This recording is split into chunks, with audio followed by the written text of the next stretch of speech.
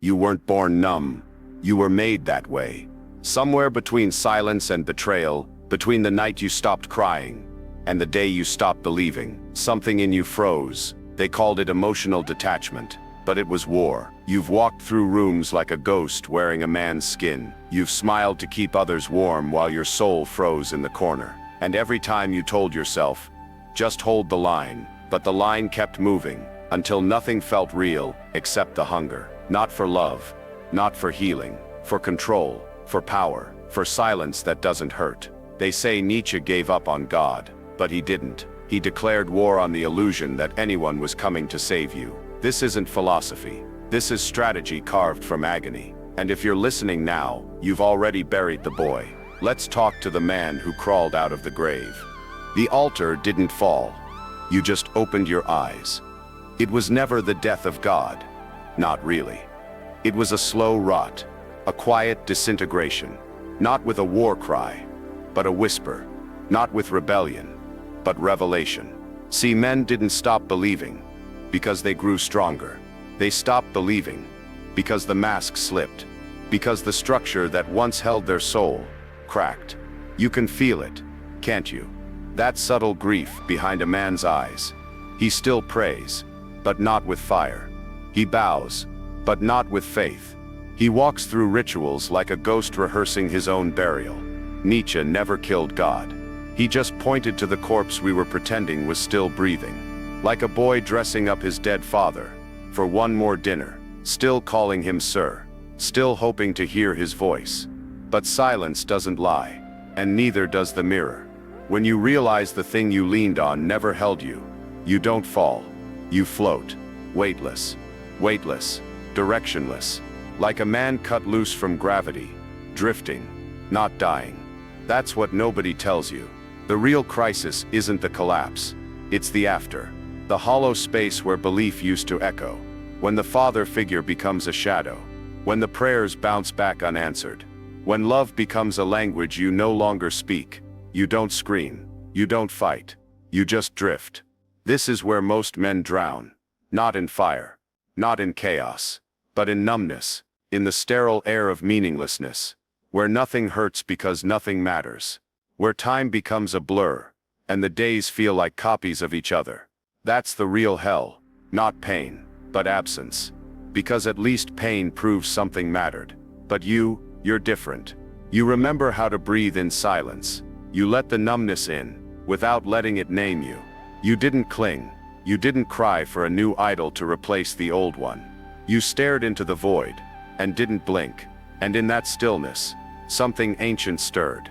Not faith, not comfort, but clarity. You began to see the world not as it should be, but as it is. No gods, no destiny, just men, making moves, paying prices. The world became a chessboard soaked in blood and silence. And you, not a pawn praying for miracles, but a player, calculating, composed, detached, not cold, but clear, not cruel, but awake. Because once the illusion dies, only the ruthless remain, not ruthless toward others, but toward their own weakness. You stopped hoping for rescue. You started becoming the thing others once hoped for. A storm with a spine. A wolf that walks alone, not because he's lonely, but because the pack was slowing him down. And here's the truth you've already tasted. There's no comfort in awakening. No soft landing. No applause. Only the quiet violence of becoming real. Because once God dies, you become responsible for what happens next. You either collapse into chaos, or rise into command. There is no third option. And most men, they spend their lives trying to crawl back to the altar, gluing together the ashes and calling it divine. But you light the match, and let the temple burn. Because you finally understand some things must die for a man to be born. He bit his tongue so hard, his silence became a blade. You want to know what makes a man dangerous? It's not rage, it's not noise, it's the stillness he can hold while the world tries to break him. Pain doesn't shape the strong, silence does. The moment you flinch, even once, you've broadcast the code to your enemy. You showed him the wound, you told him where to press. Most men can't bear silence. They beg for noise, for validation, for someone to tell them they're enough. But a wolf doesn't ask the forest for permission. He doesn't howl to announce his pain. He bleeds beneath the fur, unseen, unread, unbroken. There's a kind of power that can't be taught. It comes from endurance, not explanation, from holding the line when no one is watching, from watching the knife enter your side, and not even blinking. The sovereign man, the one Nietzsche whispered about, doesn't obey because it's moral. He doesn't speak because he must. His word is law because he said it, because he's earned the right to command himself. You can see it in his eyes, not wild, not wounded, but still like a predator, still like a mountain before the avalanche. Every man has triggers, weak spots, old scars waiting for a sharp tongue, or a cruel hand to open them again. But what separates the sovereign from the slave is what he does with that trigger. Most lash out, collapse, show their hunger, their desperation, their need to be seen, heard, justified. But you write it down. He flinched. You let the ink carry the pain. Then you burn it. Let every flinch become a funeral, not just for the weakness, but for the part of you that wanted to be pitied. The wolf within you doesn't bark. He remembers. He collects moments, stores them in silence like ammunition. Each betrayal, each slight, each rejection, not forgotten, not forgiven, just filed away, until the right moment. When silence turns to strike, understand this control isn't about suppressing rage. It's about mastering timing. A man who cannot wait, cannot win, because life is war, and war is patience. The man who reacts, loses position. The man who flinches, gives away power. But the man who holds still, who bleeds quietly, who lets his silence study, that man becomes inevitable. In a world full of barking dogs and whimpering prey, be the wolf who says nothing, but never forgets. You don't need applause. You don't need a crowd. You just need a spine forged in solitude, and a mind that doesn't beg for comfort. Most men live loud, but they die soft. They scream in traffic, whimper in breakups, post their pain like currency, hoping someone will tell them they matter. But the truth is brutal. No one is coming to validate your pain. No one will make you whole. And that is your greatest advantage. Because the moment you accept that no one is coming, is the moment you stop waiting, and start building. Alone, silent, strategic, the sovereign man doesn't react. He prepares. He chooses his moment like a sniper with one bullet. And when he fires, he does not miss. So next time you feel it, that urge to speak, to react, to bark, don't just tighten your jaw, clench your fists in your pockets, and smile, just slightly, because you know something they don't. The wolf doesn't flinch, he calculates, then he finishes what the weak began. The world is cold, but most men are colder. They think they're seeking warmth, comfort, ease, peace. But deep down, they're hunting for something much harder to name. It's not comfort they crave. It's permission. Permission to stay soft, to stay small, to stay safe. And they'll call it wisdom, maturity, balance. But the truth, it's fear, camouflaged in logic, dressed up like strategy. But fear, all the same. Most men will do anything to avoid the flame. But they don't realize, the flame isn't the enemy. The flame is the test. And the test doesn't come once. It doesn't knock politely on your door and wait. It comes again and again, like war seasons, like storms, like your own shadow catching up. Nietzsche's question wasn't poetic. It was a trap, a mirror. If life repeated, endlessly, if every pain you've endured had to happen again, would you still live it? Would you stand in it willingly, without flinching, without running? Or would you beg the gods for escape? Most men wouldn't last a single loop. They'd trade their soul for forgetfulness, for numbness, for anesthesia. But not you. You're here because something cracked open, something deeper than pain. A recognition, a cold, honest truth. Pain isn't punishment. It's the forge. And the forge doesn't ask you if you're ready. It simply burns everything that isn't real.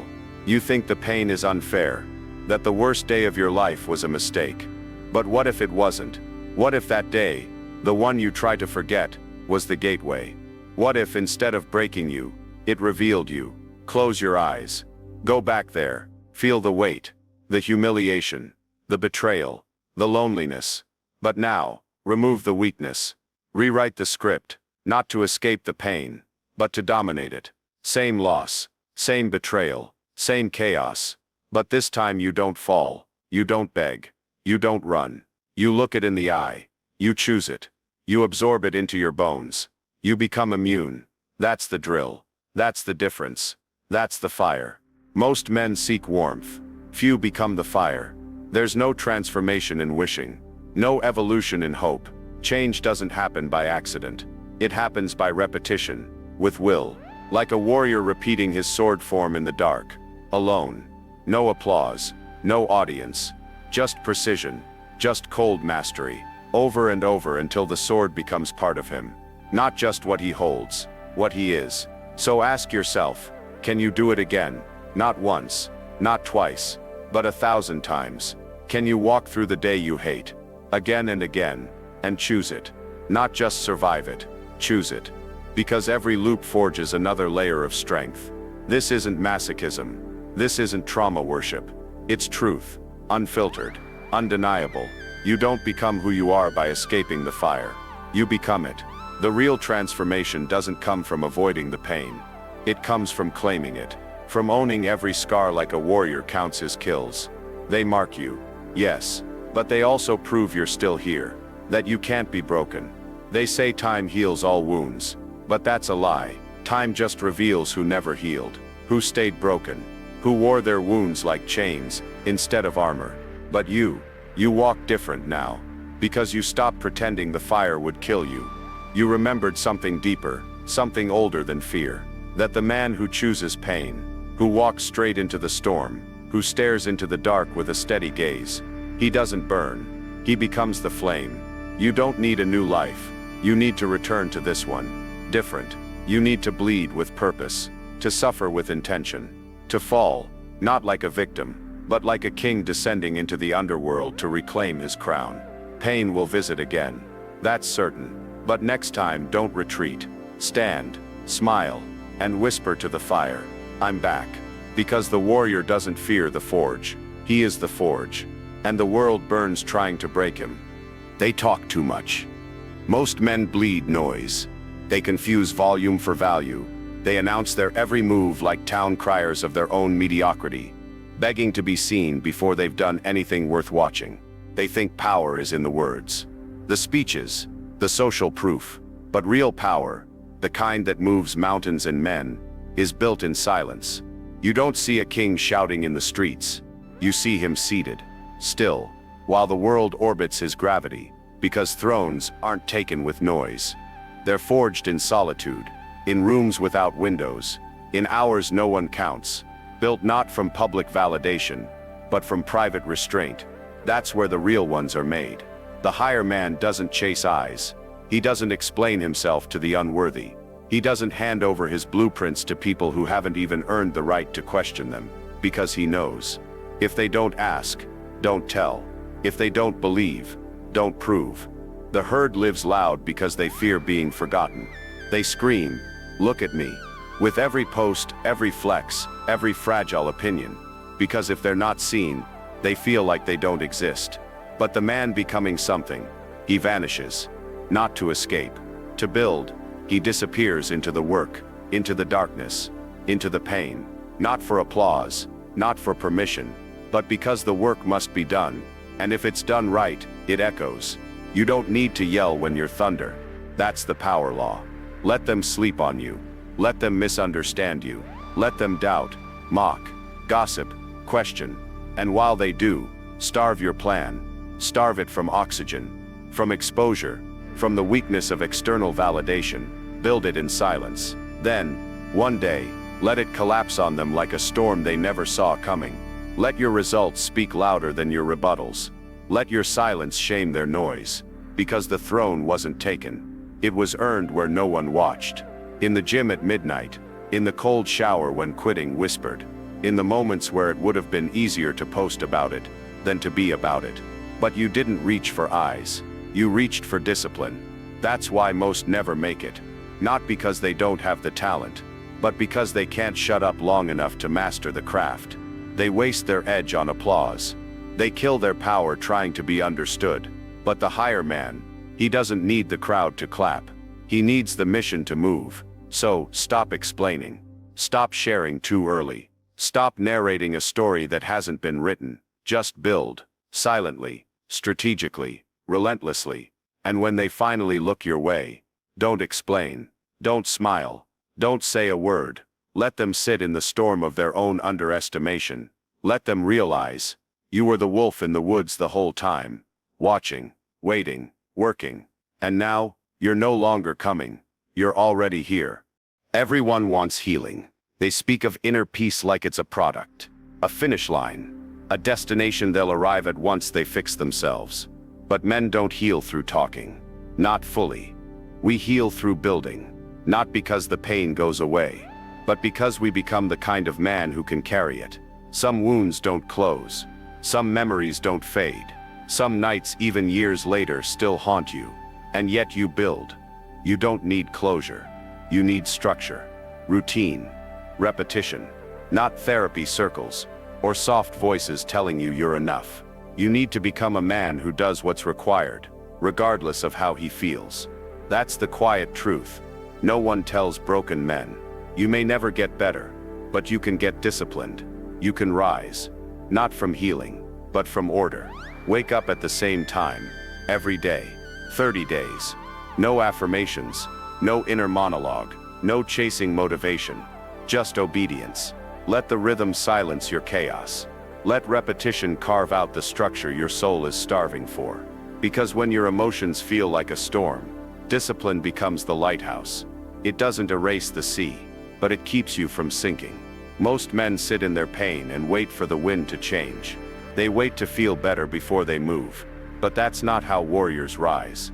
That's how victims stall. You don't wait to heal to act. You act because you're hurt. You carry it into the forge, into the early mornings, into the reps, into the grind. You make it your shadow, not your excuse. Nietzsche never promised you'd feel whole again. He promised that if you became hard enough, you wouldn't need to. He spoke of becoming, not escaping, of forging yourself so relentlessly, so brutally, that your pain becomes your weapon, not a scar to show, but a sword to wield. And the men who understand this, they stop trying to get better. They get stronger. They get structured. They become ruthless with their time, cold with their excuses, surgical with their energy. Not because they're healed, but because they're done waiting. They realize healing is a privilege, but discipline is a choice, and choices are still yours, even with a broken heart, even with regret in your lungs and memories like anchors. Your hands still move. Your legs still walk. Your mind still calculates. So keep building. Stack the bricks even when your chest is heavy. Wake up even when your dreams betray you. Show up even when the world forgets your name. Because that's what makes you different. Not your pain, but your response to it. While others numb it, post about it, drown in it, you build. Not for applause, not for closure, but because there's nothing left to do but rise. And when the day comes that someone asks how you survived, you won't talk about healing.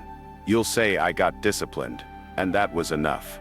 The greatest war you'll ever fight won't be on a battlefield. It will be in silence.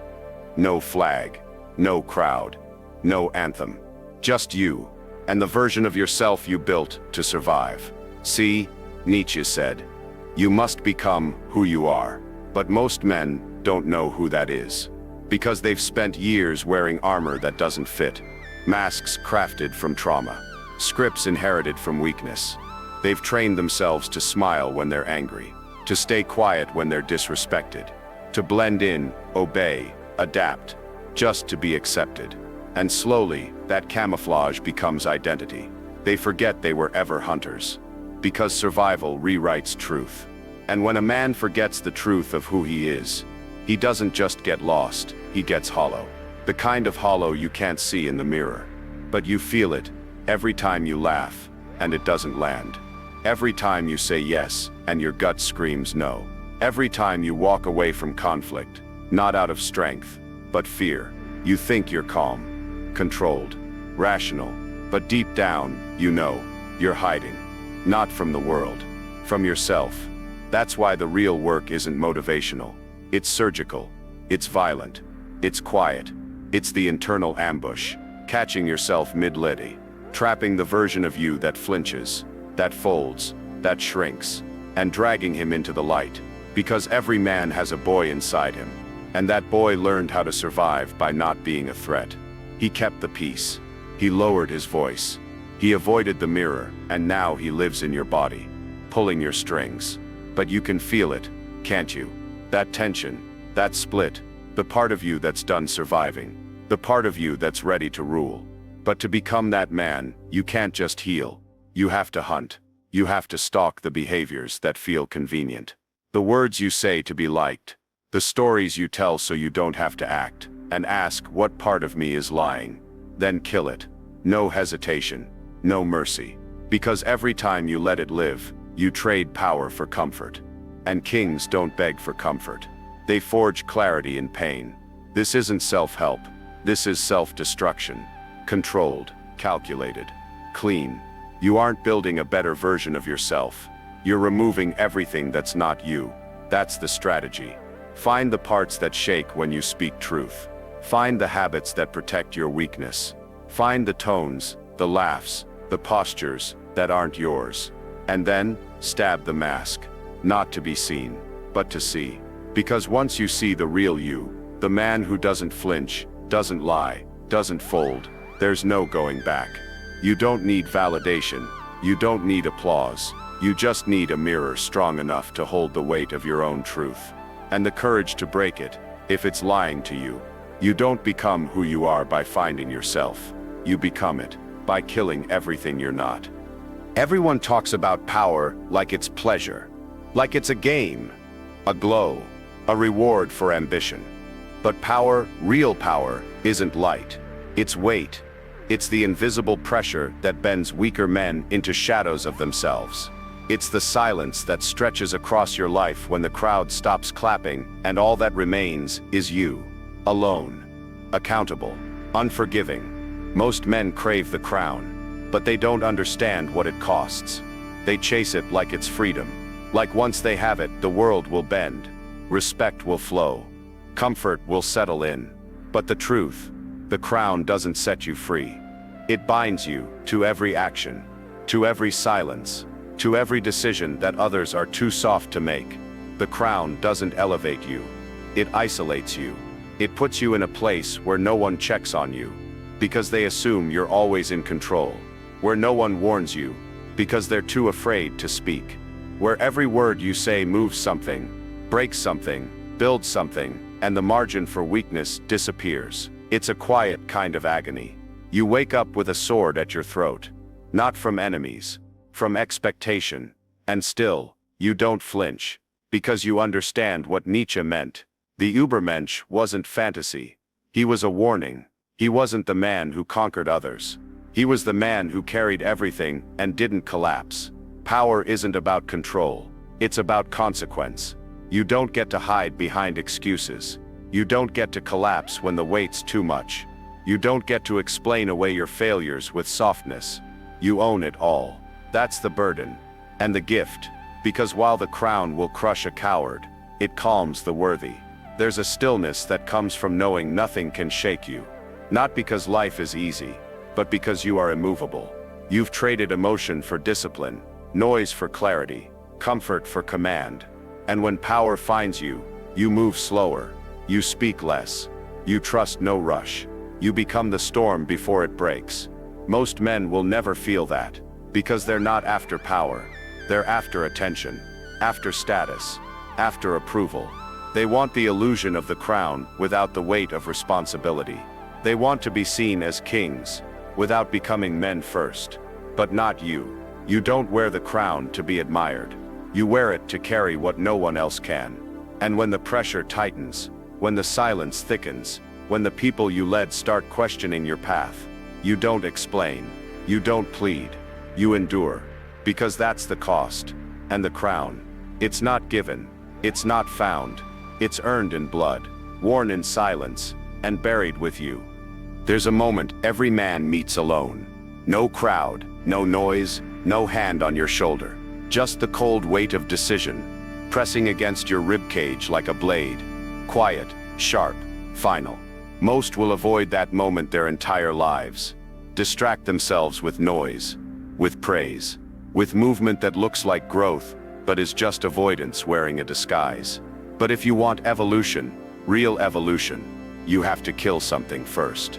There is no rebirth without death, no ascent without execution, and not the loud kind, not the theatrical shedding of skin on social media, or the dramatic declarations of change. This death is private, surgical, strategic, because the truth is brutal. You can't become until you stop being. Nietzsche didn't transform through hope. He cut. He removed. He separated himself from softness like a blade cleaving bone. Not because it felt good, but because it was necessary. And so now, it's your turn. This chapter is the funeral, not of a body, of a pattern, a reflex, a version of you that lived in hesitation, in fear, in the comfort of maybe, the version of you that flinched. He served a purpose. He kept you alive. But survival isn't the mission anymore. Dominance is. Mastery is. Silence and steel and sovereign control. That's the terrain now. So tonight, you walk alone. No phone, no music, no mask. You walk through memory like a graveyard. And when you find him, the boy inside who begged instead of built, who delayed instead of decided, who hesitated when it was time to hit, you don't feel sorry. You don't weep. You don't send him off with flowers. You end him. Clean. Because identity isn't what you feel, it's what you repeat. And as long as he lives in your routines, in your habits, in your little negotiations, you can't rise. So you write the eulogy. Not for drama, for clarity. You name what must go. You describe what you're done defending. You confess to the lies you told to survive. And then you kill them. Then you burn it. Not for spectacle, for closure. The smoke is your contract. The flame is your signature. And when it's done, you don't turn back to see if the ashes are still glowing. You walk away, without sound, without sentiment. Because the man who truly changes doesn't do it loudly. He doesn't ask for applause. He doesn't explain it. He just stops being who he was. That's the death that matters. The one no one else sees. The one that leaves no trace, except in how you show up from this moment forward. So don't rush it. Don't dramatize it. Make it surgical, precise, ruthless. Because if you leave even a piece of him alive, he will come back. In your thoughts, in your sleep, in your moments of weakness. He will speak like you, think like you, pretend to be you. Until one day you look in the mirror and see the same flinch wearing a new name. This is how most men live. In cycles, wearing new clothes, new goals, new masks. But nothing underneath has died. And nothing new has been born. But you're different. You buried your weakness without flowers. That's how you know it's done. This is not despair. This is not some bitter black pill echoing through the corners of online rage. This is not hopelessness disguised as philosophy. Not resentment pretending to be wisdom. This is truth. Cold, heavy, unapologetic. The kind of truth that doesn't hug you. It hardens you. It rebuilds you. Because until a man looks in the mirror and stops waiting, he hasn't even started. Most men spend their lives in quiet suspense, waiting.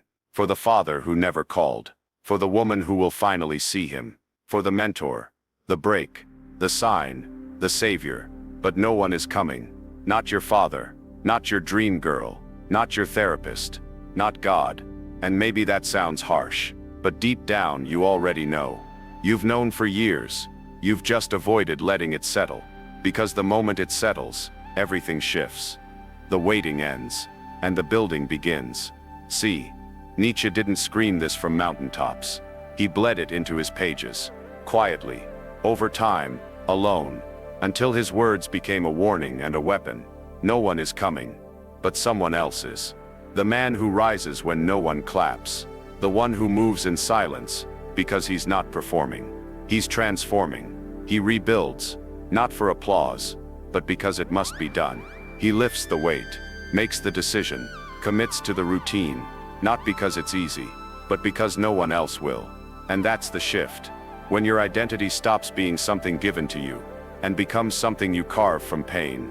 There's no audience here, no instant reward, just silence, steel, discipline, and slowly something begins to emerge.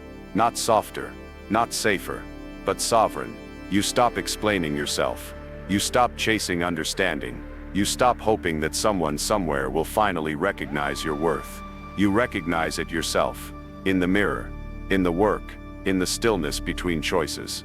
This isn't nihilism, this isn't giving up, this is independence so pure, it becomes invincible, and it changes the way you move. You don't beg anymore. You build. You don't argue. You embody. You don't cry out for someone to come rescue you from the dark. Because you become the light, slowly, ruthlessly, without asking permission. Most men want answers, but the man you're becoming doesn't need them. He needs momentum. He needs order. He needs to act, not because of certainty, but because there's no other option left. That's what this chapter is about. The moment you stop waiting, because no transformation begins until you kill the expectation that someone else will do it for you. And when that illusion dies, you begin. No celebration, no dramatic shift. Just a man, rising, one action at a time, one scar at a time, one choice at a time, until one day, without noise, without ceremony, you become the man no one thought you could be, because you stopped waiting. That's when you began.